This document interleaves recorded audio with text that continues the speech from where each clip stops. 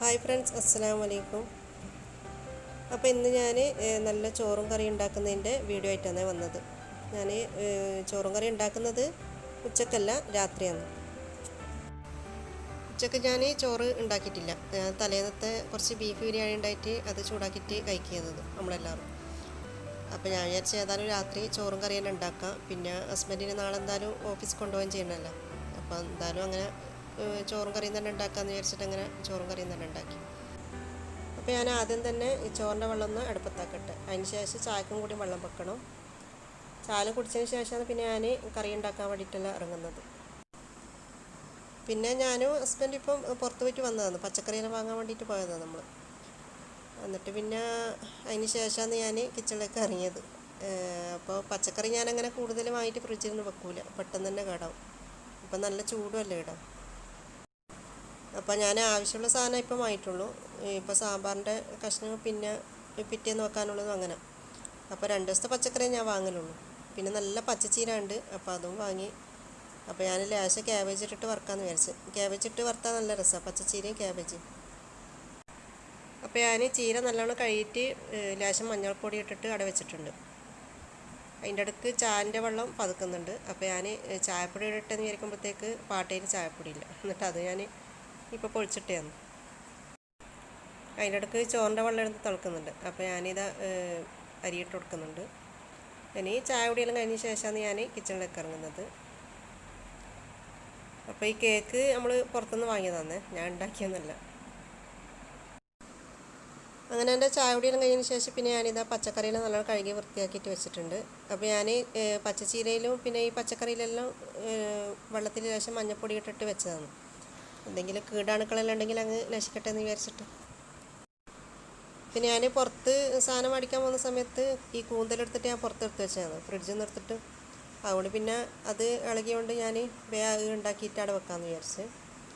പിന്നെ ചോറിന് ഈ കൂന്തൽ വേണമെന്നില്ല, ഞാൻ പിന്നെ നാളത്തേക്ക് എടുക്കാമല്ലോ എന്ന് വിചാരിച്ചിട്ട് അങ്ങനെ ആക്കി വെക്കുന്നതാണ്. ഇനി സാമ്പാറിൻ്റെ കഷ്ണം ഞാൻ മുറിച്ച് വെച്ചിട്ടുണ്ട്. ഇനി ഇതൊന്ന് അടുപ്പത്താക്കണം.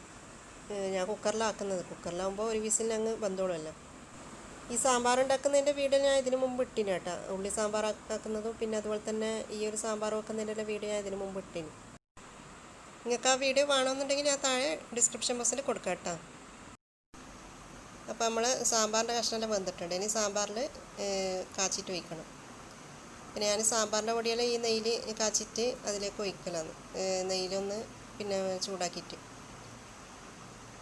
പിന്നെ സാമ്പാറിൻ്റെ കഷ്ണം വേവിക്കുന്ന സമയത്ത് ഞാൻ ലേശം മഞ്ഞൾപ്പൊടി മാത്രമേ ഇട്ടു, ബാക്കിയെല്ലാം ഇതുപോലെ നെയ്യിലിട്ടിട്ടൊന്ന് മൂപ്പിച്ചെടുത്തിട്ടാണ് ഇതിൽ ഒഴിക്കൽ. അപ്പോൾ നമ്മൾ സാമ്പാർ കറിയുടെ റെഡി ആയിട്ടുണ്ട്. അപ്പോൾ ഞാനിതിൻ്റെ ഉപ്പ് നോക്കിയിട്ടില്ല, ഞാൻ ഉപ്പ് ഇട്ട് കൊടുത്തതിന് ശേഷം പിന്നെ ഞാൻ നോക്കിയിട്ടില്ല. അപ്പോൾ കുറച്ചും കൂടി ഉപ്പ് വേണം, അവിടെ ഞാൻ കുറച്ചും കൂടി ഇട്ട് കൊടുത്തിട്ടുണ്ട്. ഇനി ഇതിൻ്റെ ഫ്ലെയിം ഞാൻ ഓഫാക്കി കൊടുക്കുന്നുണ്ട്. ഇനി അടുത്ത പണി ചീര വറുക്കണം. അപ്പോൾ ഞാൻ പച്ചച്ചീരയും പിന്നെ ലേശം ക്യാബേജ് ഇതിൽ മുറിച്ചിട്ട് ഇട്ട് കൊടുത്തിന്. അപ്പോൾ നല്ല ടേസ്റ്റ് ഉണ്ടായിനെ, പച്ചച്ചീരയും പിന്നെ ക്യാബേജും കൂടിയിട്ട് വറുക്കുമ്പോൾ.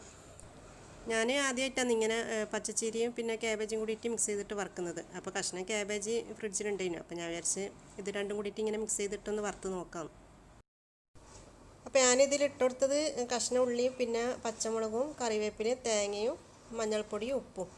എന്നിട്ട് ഇതെല്ലാം കൂടിയിട്ട് മിക്സാക്കിയതിന് ശേഷം ഇതാ ഞാൻ പിന്നെ അടുപ്പിലേക്ക് ഒരു പാത്രം വെച്ചെടുത്തിട്ടുണ്ട്. എന്നിട്ട് അതിലേക്ക് ലേശം വെളിച്ചെണ്ണ ഒഴിച്ചിട്ട് കടുക് പൊട്ടിച്ചിട്ടുണ്ട്. എന്നിട്ട് നമ്മൾ മുറിച്ച് വെച്ച ഈ ക്യാബേജും പിന്നെ പച്ചച്ചീര മിക്സും കൂടിയിട്ട് ഇതിലേക്ക് ഇട്ടിട്ടൊന്ന് ഇളക്കി കൊടുക്കാം. പെട്ടെന്ന് ആയിക്കോളും. ക്യാബേജും പിന്നെ അതുപോലെ തന്നെ ഈ ചീരയും പെട്ടെന്ന് വേകുന്ന സാധനമൊന്നുമല്ല.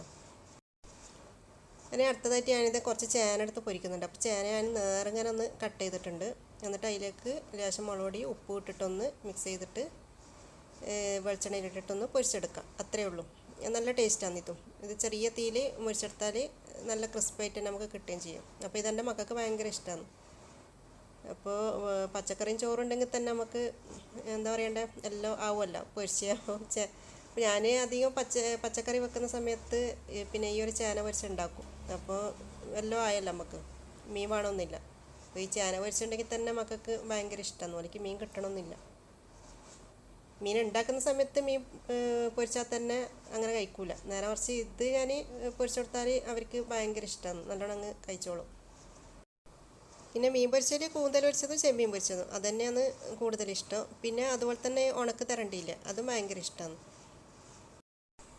ഇനി ഞാൻ കുറച്ച് ബീട്രൂട്ട് പച്ചടിയും കൂടി ഉണ്ടാക്കുന്നുണ്ട്. അപ്പോൾ ഞാനിത് ഒരു ബീട്രൂട്ട് എടുത്തിട്ട് കുറച്ച് ഗ്രേറ്റ് ചെയ്യുന്നുണ്ട്. ഞാനിത് ഫുള്ളായിട്ട് എടുക്കുന്നൊന്നുമില്ല, കുറച്ചേ എടുക്കുന്നുള്ളൂ, ഇതിൻ്റെ ഹാഫേ എടുക്കുന്നുള്ളൂ. പിന്നെ ഞാൻ മുമ്പത്തെ വീഡിയോയിൽ ഞാൻ ബീട്രൂട്ട് പച്ചടിൻ്റെ റെസിപ്പി ഇട്ടിന്. അപ്പോൾ ഞാൻ അത് വേറെ രീതിയിലാണ് ഉണ്ടാക്കിയത്. ഇത് ഞാൻ വേറെ രീതിയിലാണ് ഉണ്ടാക്കുന്നത്. ഇത് ഞാൻ വേവിച്ചിട്ടാണ് ഉണ്ടാക്കുന്നത്, ബീട്രൂട്ട് വേവിച്ചിട്ട്. അത് ഞാൻ വേവിക്കാണ്ട് ഉണ്ടാക്കിയതാണ്. അപ്പോൾ ഞാനിത് വേവിക്കാൻ വേണ്ടിയിട്ട് ഒരു മൺചട്ടി അടുപ്പിലേക്ക് വെച്ച് കൊടുത്തിട്ടുണ്ട്. എന്നിട്ട് അതിലേക്ക് ബീട്രൂട്ട് ഗ്രേറ്റ് ചെയ്ത് ഇട്ട് കൊടുക്കുക. എന്നിട്ട് ലേശം വെള്ളം ഒഴിച്ച് കൊടുക്കുക. ആവശ്യത്തിന് ഉപ്പും ചേർത്തിട്ട് ഇത് അടച്ച് വെച്ചിട്ട് വേവിച്ചെടുക്കാം. അപ്പോൾ അതിൻ്റെ ഇടയ്ക്ക് ഞാൻ ഇപ്പുറത്തുനിന്ന് ചേനയും പൊരിച്ചെടുക്കുന്നുണ്ട്. അപ്പോൾ ചേന ഏകദേശം ആയി വന്നിട്ടുണ്ട്. ഇനി ബീട്രൂട്ടിനുള്ള തേങ്ങ അരച്ചെടുക്കണം. അപ്പോൾ ഞാൻ കുറച്ച് തേങ്ങ എടുത്തിട്ട് മിക്സിൻ്റെ ജാറിലേക്ക് ഇട്ട് കൊടുത്തിട്ടുണ്ട്. അതിലേക്ക് കുറച്ച് ചെറിയ ജീരകവും കഷ്ണം ഇഞ്ചി, പിന്നെ കറിവേപ്പില, ഒരു പച്ചമുളക്, എന്നിട്ട് ആവശ്യത്തിന് വെള്ളം ഒഴിച്ചിട്ട് നല്ലോണം ഒന്ന് അരച്ചെടുക്കാം. എന്നിട്ട് ഈ അരച്ചെടുത്ത തേങ്ങ നമ്മൾ വേവിക്കാൻ വെച്ച ബീട്രൂട്ടിലേക്ക് ഒഴിച്ചു കൊടുക്കാം.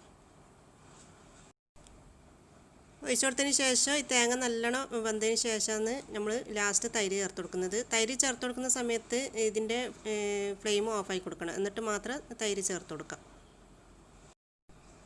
അപ്പോൾ ഇതിലുള്ള തേങ്ങ നല്ലോണം വെന്തിട്ടുണ്ട്. ഇനി ഇതിലേക്ക് തൈരാണ് ഒഴിച്ചു കൊടുക്കേണ്ടത്. അപ്പോൾ ഞാൻ തൈര് മിക്സിൻ്റെ ജാറിലിട്ടിട്ട് നല്ലോണം ഒന്ന് അടിച്ചെടുത്തിട്ടാണ് ഇതിലേക്ക് ഒഴിച്ചു കൊടുക്കുന്നത്. അതാവുമ്പോൾ അങ്ങനെ കട്ട ഉണ്ടാവില്ലല്ലോ. ഒഴിച്ചു കൊടുത്തതിന് ശേഷം ഇതുപോലെ ഒന്ന് ഇളക്കി കൊടുക്കാം. ഞാനിതിൻ്റെ ഫ്ലെയിം ഓഫായി കൊടുത്തിന്, അതിന് ശേഷമാണ് ഞാൻ തൈര് ഒഴിച്ചു കൊടുത്തത്. അതിന് ലാസ്റ്റ് ചട്ടി വച്ചിട്ട് അതിലേക്ക് ഒഴിച്ചു കൊടുക്കണം. അപ്പോൾ ഇത് ഞാൻ വെളിച്ചെണ്ണയിൽ ലേശം കടുവും പിന്നെ കായ്മുളകും കറിവേപ്പില ഇട്ടിട്ട് ചട്ടി വച്ചിട്ട് ഇതിലേക്ക് ഒഴിച്ചു കൊടുക്കുന്നുണ്ട്. അപ്പോൾ നമ്മൾ ബീട്രൂട്ട് പച്ചടിയുടെ റെഡിയായി.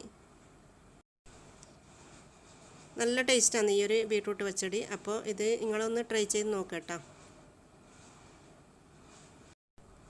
ഇനി അടുത്തതായിട്ട് ഞാൻ ലാസ്റ്റ് ഉണ്ടാക്കാൻ പോകുന്നത് ഇതാ മാങ്ങ ചമ്മന്തിയാണ്. അപ്പോൾ ഈ ഒരു മാങ്ങ ഞാൻ ഇതിൻ്റെ തോലെല്ലാം കളഞ്ഞെടുക്കുന്നുണ്ട്.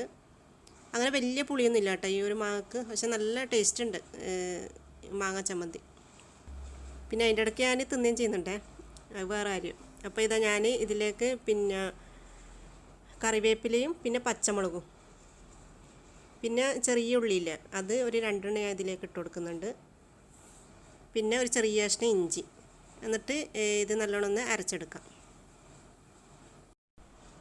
തേങ്ങ ഞാനിപ്പോൾ ഇട്ടിട്ട് അരച്ചെടുക്കുന്നില്ല. ഞാൻ തേങ്ങ ഇതെല്ലാം നല്ലോണം അരഞ്ഞതിന് ശേഷമാണ് ഞാൻ തേങ്ങ ചേർത്ത് കൊടുക്കുന്നത്. അപ്പോൾ തേങ്ങയും ഇതെല്ലാം കൂടിയിട്ട് ഒരുമിച്ച് അരിയില്ല എന്തായാലും. പിന്നെ ഇഞ്ചിയും മാങ്ങെല്ലാം കൂടിയിട്ട് ആ പീസായിട്ട് തന്നെ നിൽക്കും. അതുകൊണ്ട് ഞാൻ നല്ലോണം മാങ്ങെല്ലാം അരച്ചെടുത്തതിന് ശേഷമാണ് തേങ്ങ ഇതിലേക്ക് ഇട്ട് കൊടുക്കുന്നത്. എന്നിട്ട് ആവശ്യത്തിന് ഉപ്പും ചേർത്ത് കൊടുക്കാം. ഇനി ഇത് നല്ലോണം ഒന്ന് അരച്ചെടുക്കാം. അപ്പോൾ ഇത് നമ്മൾ മാങ്ങ ചമ്മന്തിയുടെ റെഡി ആയിട്ടുണ്ട്. ഇനി പപ്പടം കൂടി പൊരിച്ചെടുത്താൽ പിന്നെ നമ്മൾ ചോറും കറിയുടെ റെഡിയായി. നല്ല ടേസ്റ്റ് ഉണ്ടായിരുന്നു ഈ ഒരു മാങ്ങ ചമ്മന്തി. അപ്പോൾ നിങ്ങൾ എന്തായാലും ട്രൈ ചെയ്ത് നോക്കാം. ട്രൈ ചെയ്ത് നോക്കിയിട്ട് ഫീഡ്ബാക്ക് അറിയിക്കുക. വീഡിയോ ഇഷ്ടമായിട്ടുണ്ടെങ്കിൽ ലൈക്ക് ചെയ്യുക. പിന്നെ അതുപോലെ തന്നെ ഫാമിലി ഫ്രണ്ട്സിനൊക്കെ എൻ്റെ ഈ വീഡിയോ ഷെയർ ചെയ്യുക. പിന്നെ എൻ്റെ ചാനൽ ആദ്യമായിട്ടാണ് കാണുന്നതെങ്കിൽ ഒന്ന് സബ്സ്ക്രൈബ് ചെയ്യുക. അപ്പോൾ നമ്മൾ ചോറ് പിന്നെ ചീരയും ക്യാബേജ് കൂടിയിട്ട് ഒരുമിച്ച് വറുത്തത്, ബീട്രൂട്ട് പച്ചടി, ചേന ഫ്രൈ, പിന്നെ മാങ്ങ ചമ്മന്തി, കൂന്തൽ ഫ്രൈ, പിന്നെ അടിപൊളി സാമ്പാറും, പിന്നെ പപ്പടം കൂടി വെച്ചാൽ നമ്മൾ അടിപൊളി ചോറും കറിയുടെ റെഡി ആയിട്ടുണ്ട്.